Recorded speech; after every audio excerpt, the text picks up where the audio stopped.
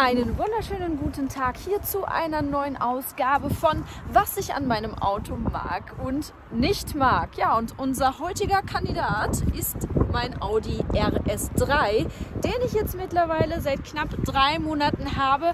Und ich finde, so 3 Monate ist immer so die perfekte Zeit, um mal so ein Fazit ziehen zu können. Weil viele Dinge, die man eben so mag oder nicht mag, die fallen einem auch oft erst nach so einer gewissen Zeit auf, wenn man den Wagen halt auch schon mal länger gefahren ist. Ja, und mir sind wirklich einige Dinge aufgefallen, positive sowie auch negative. Also für die hart eingefleischten RS3-Fans da draußen, wenn ihr schwache Nerven habt, dann schaut dieses Video nicht, denn es wird auch ein paar negative Kritikpunkte geben.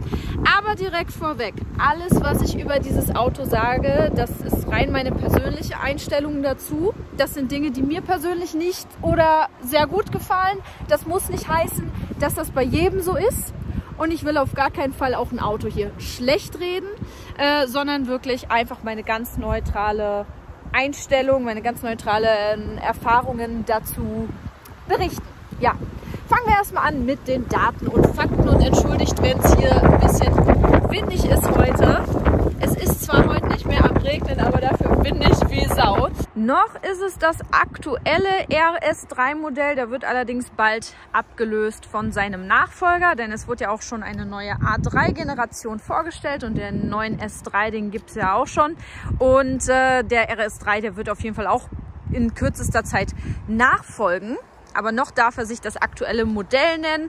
Audi RS3 mit einem 2,5 Liter 5-Zylinder-Motor und sage und schreibe 400 PS. Audi ist bekannt für seinen Quattro, bedeutet Allradantrieb. Und falls ihr neu auf meinem Kanal seid, der Wagen ist foliert. Die Originalfarbe ist schwarz, so wie dieses Teil da. Das ist noch original. Ansonsten das Blau, dieses Eisblau nennt sich das. Das wurde foliert beim Foliencenter NRW.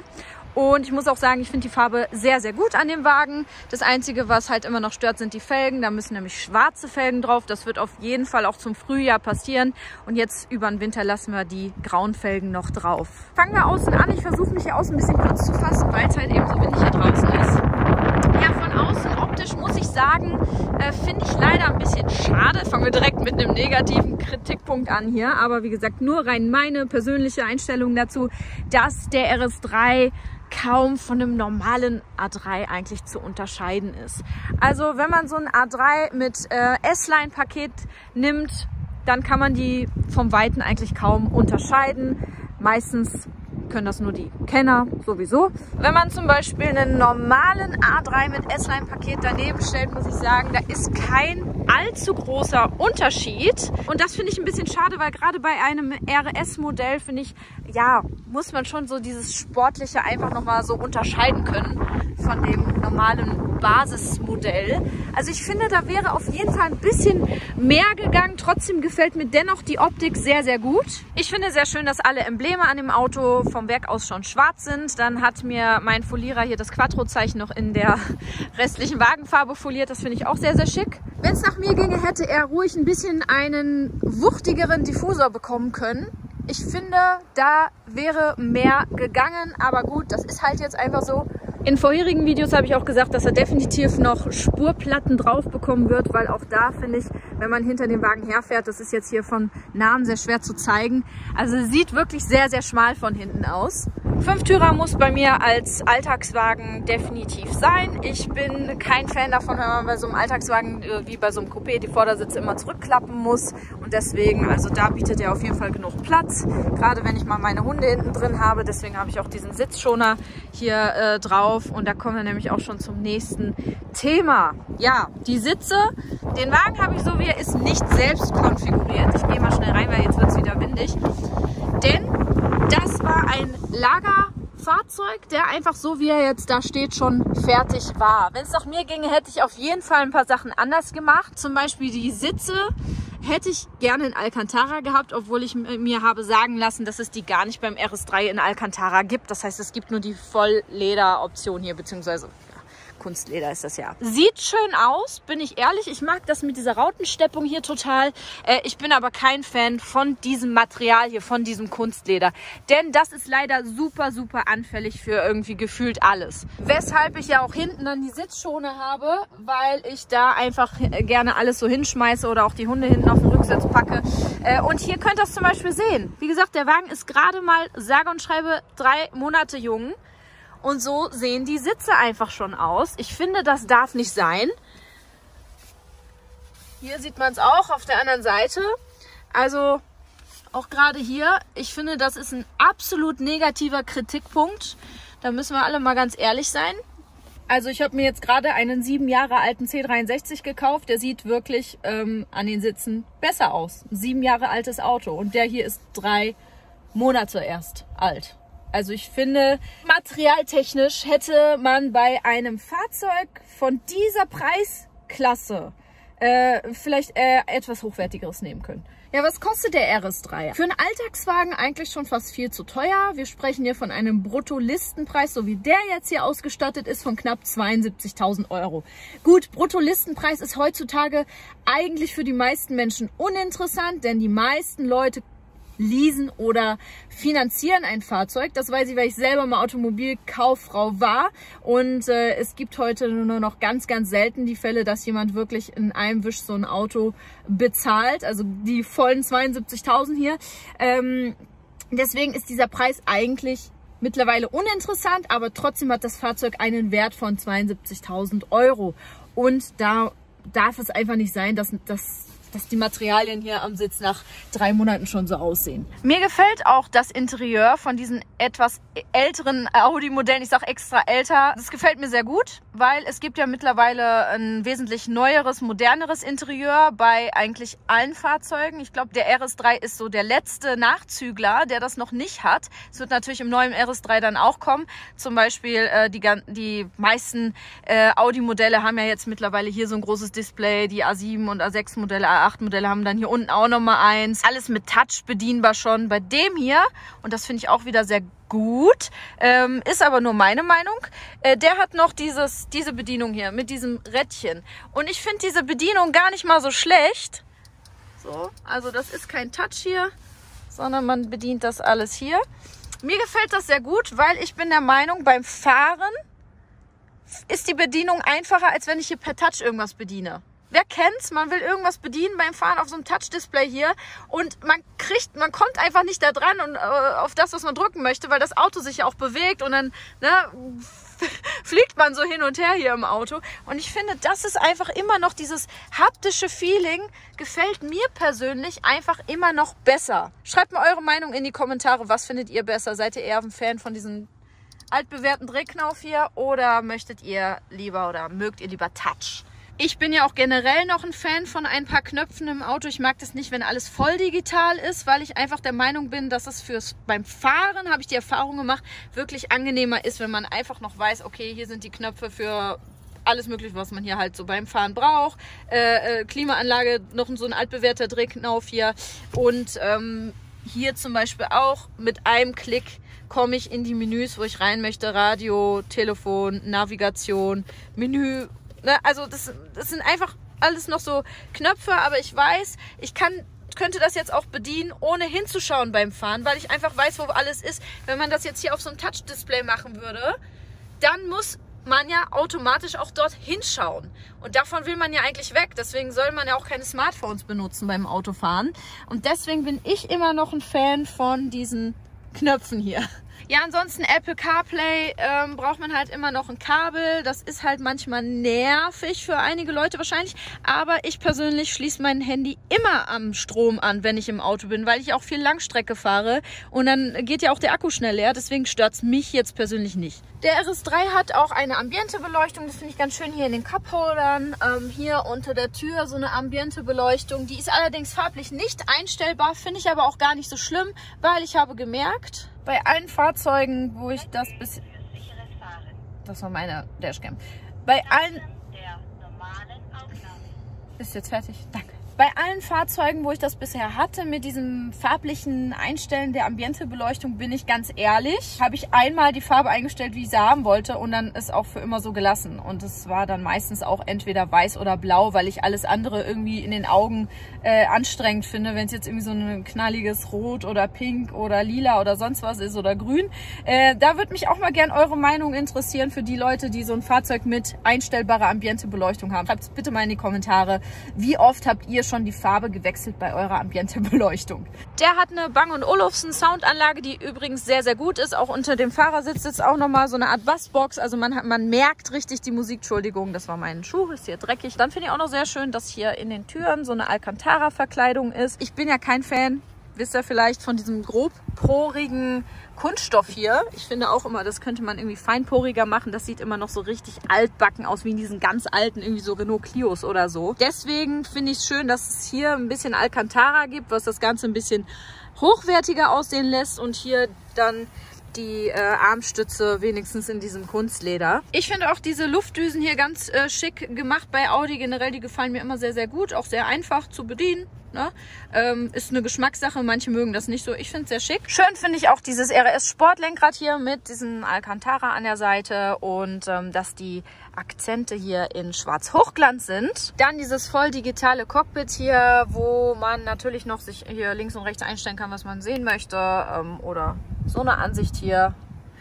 Und aber auch nur das Wichtigste, was ich sehr gut finde. Mittlerweile in den ganzen neuen Fahrzeugen kann man ja so viel in diesen digitalen Instrumenten hier einstellen, dass man ja irgendwie gefühlt die Übersicht verliert. Ja, und da seht ihr auch direkt mal den Langzeitspeicher. Den sollte ich vielleicht irgendwann mal zurücksetzen. Den habe ich noch nicht einmal zurückgesetzt. Ja, 9,7 Liter auf 100 Kilometer. Das ist jetzt, wie gesagt, über die ganzen 8.200 irgendwas Kilometer, die ich jetzt damit gefahren bin. Ja, 9,7 Liter jetzt natürlich auf die kompletten 8.200 Kilometer gerechnet. Könnt ihr ja mal schreiben, findet ihr das viel oder normal? Auch an die RS3-Besitzer, was fahrt ihr so im Durchschnitt? Würde mich mal sehr interessieren. Wenn ich mal zwischendurch auf den Kurzzeitspeicher geschaut habe, heute kann ich das nicht als Richtwert nehmen, weil ich bin heute nur 3 Kilometer gefahren, dann kommt man eigentlich auch mal so unter diese 9 Liter. Wenn man, ich sag jetzt mal 130 auf der Autobahn fährt, ganz gemütlich mit Tempomat. Ansonsten für 400 PS finde ich das absolut in Ordnung, meiner Meinung nach. Ich dachte jetzt gerade echt schon, da kommt die Verkleidung runter, aber da wurde einfach nur Kleber vergessen beim letzten TV-Dreh mit dem Auto. Oh, Schrecken gehabt. Ja, ansonsten ist der Wagen eigentlich sehr übersichtlich. Also wenn man hier sitzt so, die Übersicht mit den Spiegeln und die Rundumsicht, wenn man auch mal einen Schulterblick machen will und so, ist ja auch immer ganz schön wichtig. Und ich finde, da ist jetzt irgendwie nicht die B-Säule oder irgendwie was im Weg. Ich finde das eigentlich wieder sehr super bei dem Wagen. Platztechnisch muss ich sagen, absolut ausreichend für einen Alltagswagen. Ich bekomme hier alles rein. Ich habe hier schon sämtliche Ikea-Regale drin transportiert. Die Rücksitzbank lässt sich ja komplett umklappen. Also alles, was man im normalen Leben transportiert, passt hier eigentlich rein. Für alle Leute mit schwachen Nerven, schaut jetzt lieber weg. Oder hört jetzt lieber weg, denn jetzt kommt was, da habe ich fast geweint. Nein, so schlimm war es nicht, aber überzeugt euch selbst.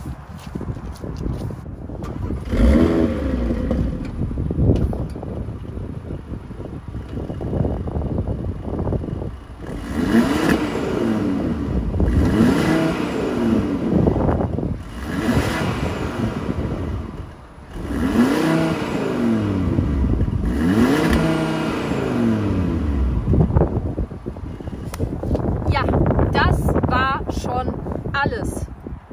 Mehr geht da nicht. Und was ich wirklich besonders schade finde an dem Ganzen, lassen wir jetzt mal komplett außen vor, dass das die neuen Regularien sind oder die aktuellen Regularien. Da kann Audi nichts für. Wissen wir alle, die Autos müssen immer leiser werden und so weiter und so fort. Aber der Wagen hat eine Sportabgasanlage, wo ich mich frage, wofür noch diesen Aufpreis zahlen von, ich weiß nicht, was die bei Audi kostet, ich google es mal, schreibe es hier rein. Es ist auf jeden Fall nicht wenig. Die könnt ihr euch sparen. Ganz ehrlich, wenn ihr vorhabt, euch einen Audi zu kaufen, spart euch das Geld, den Aufpreis für eine Sportabgasanlage. Ihr werdet so gut wie keinen Unterschied merken. Das ist wirklich so. Mir wurde gesagt, ja, fahr erstmal ein paar Kilometer, der wird sich später schöner anhören. Ja, der Wagen hat jetzt über 8.000 Kilometer gelaufen. Wie viele Kilometer soll ich noch damit fahren? Trotz alledem hätte man doch trotzdem den Sound ein bisschen schöner machen können. Trotzdem zwar leiser, so dass es für die Regularien passt, aber da kommt ja nicht mal mehr irgendwie so ein leichtes Geblubber hinten raus. Und ich muss sagen, der Vorgänger ohne den OPF, klar, ohne OPF klangen die alle schöner, aber wenn ihr den mal gehört habt, der klingt richtig geil. Als wir uns dann für den Wagen entschieden haben, habe ich mich besonders auf diesen schönen sportlichen RS-Sound gefreut, obwohl ich ja wusste, dass er trotzdem leiser wird, das war mir klar, aber ich hatte wenigstens auf so ein bisschen so Geblubber und Pops and Bangs hinten raus gefreut. Das hat der leider gar nicht mehr, absolut gar nicht.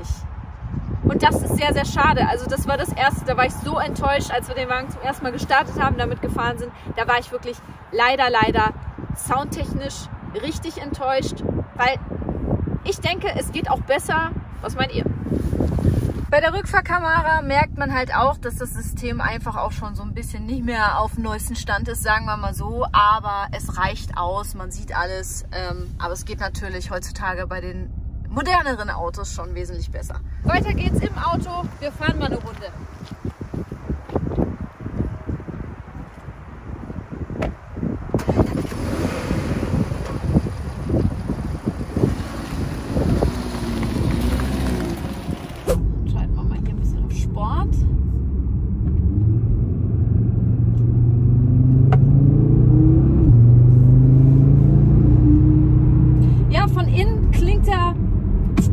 War es auch anders zu erwarten, auch nicht gerade viel lauter als von außen. Obwohl, ich bin ganz ehrlich, ich finde es besser so, als wenn man irgendwie durch solche Soundgeneratoren oder über die Lautsprecher diesen Motorensound künstlich ins Fahrzeug reinbekommt.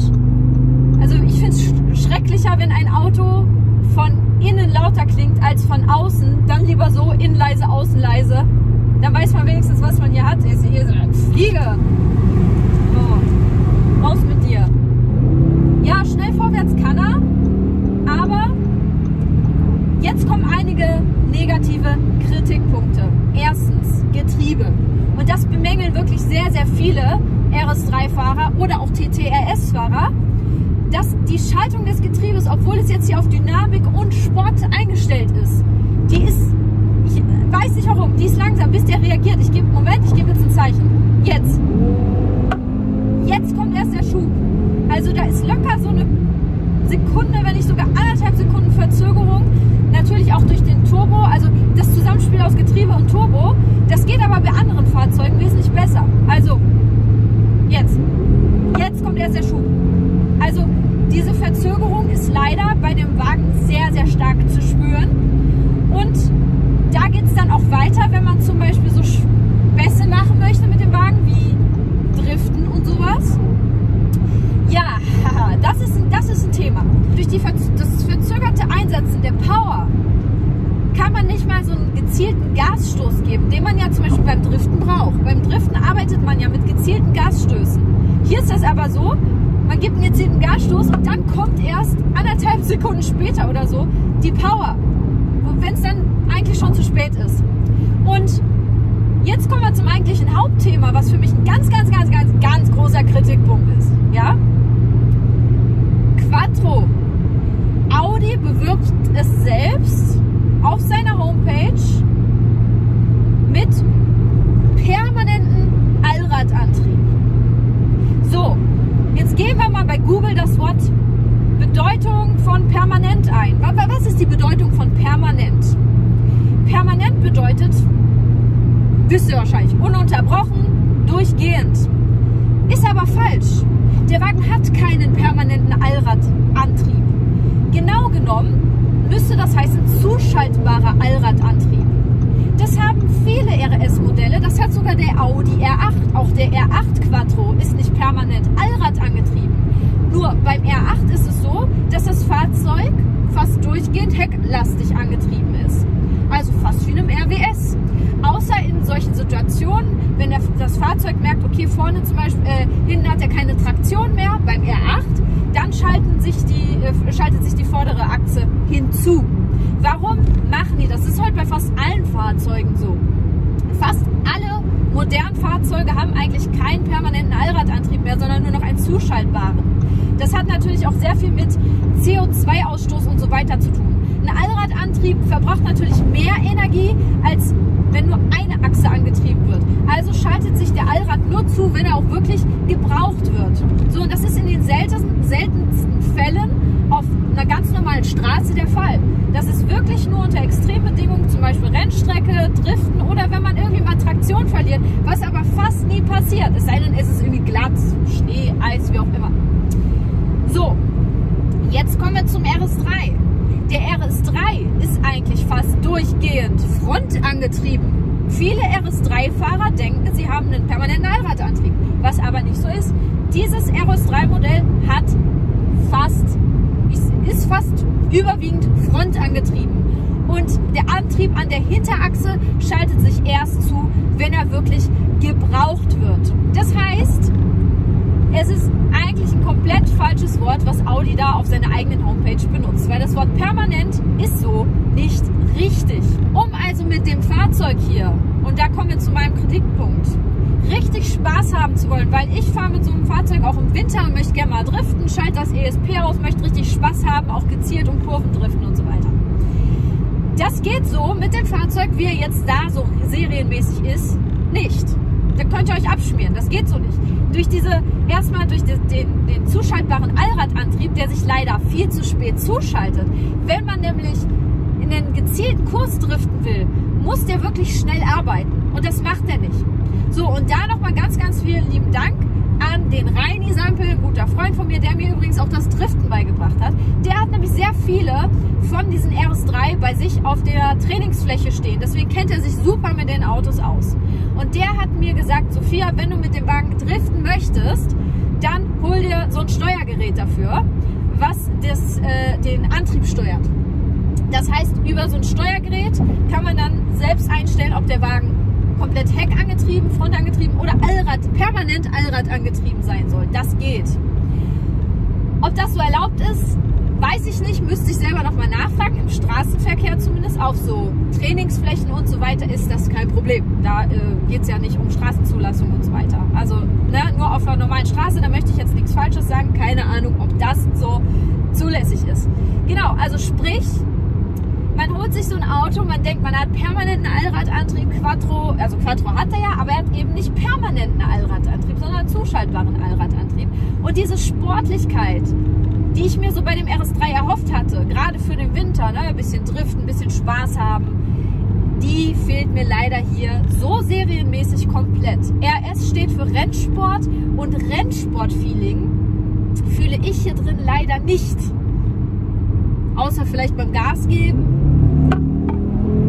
wenn mal kurz so die Beschleunigung kommt. Aber auch da habe ich ja gerade gesagt, dieses Verzögerte, das ist leider sehr, sehr schade, weil ich mir da eigentlich mehr erhofft habe. Wenn wir jetzt mal ganz normal von einem normalen Gebrauch ausgehen, für den Alltag, ist das ein super Auto, meiner Meinung nach schon fast übermotorisiert. Ich bin ja immer der Meinung, alles über 200 PS ist im Alltag eigentlich schon fast zu viel, aber das ist jedem das seine. Für den Alltag fährt er sich super. Wenn ich jetzt auch hier mal in den Kurzzeitspeicher gucke, 9,4 Liter, okay, wir sind immer noch nicht unter den 9 Litern, geht absolut klar.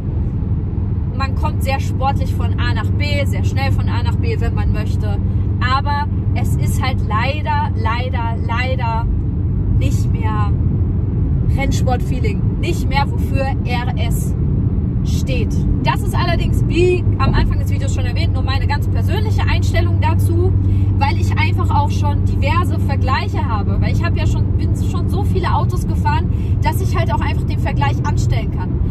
Für jemanden, der zum ersten Mal in einen RS3 sitzt und das vielleicht auch das erste sportliche Auto ist, was jemand fährt, der wird natürlich sagen, boah, ich weiß gar nicht, was du hast, ist doch ein super Auto. Kann ich auch verstehen. Wenn es das erste sportliche Auto ist, welches man je gefahren ist, dann ist das auch wirklich absolut top. Wenn man aber Vergleichswerte hat zu, ich sag mal, vergleichbaren ähnlichen Modellen, dann muss ich sagen, leider ein bisschen enttäuschend. So, was lernen wir denn daraus? Der RS3 hat keinen permanenten Allradantrieb. Sportabgasanlage kann man sich definitiv sparen. Ja? Holt euch dafür lieber für das Geld ein ordentliches Soundsystem hier, Bang & Olufsen. Also das ist verdammt gut. Und ansonsten, ja, das war so erstmal so das, was ich euch da auf dem Weg mitgeben kann zum RS3. Alles in allem trotzdem ein super Auto. Im Alltag fahre ich den wirklich sehr, sehr gern. Aber wenn es dann darum geht, dass ich ein bisschen emotionaler unterwegs sein möchte, dann greife ich doch persönlich doch lieber zu dem hier. Mit dem C63 kommen übrigens jetzt auch noch einige Videos, also unbedingt dranbleiben, meinen Kanal abonnieren, damit ihr die Videos nicht verpasst. Und wir sehen uns hoffentlich im nächsten Video. Ciao!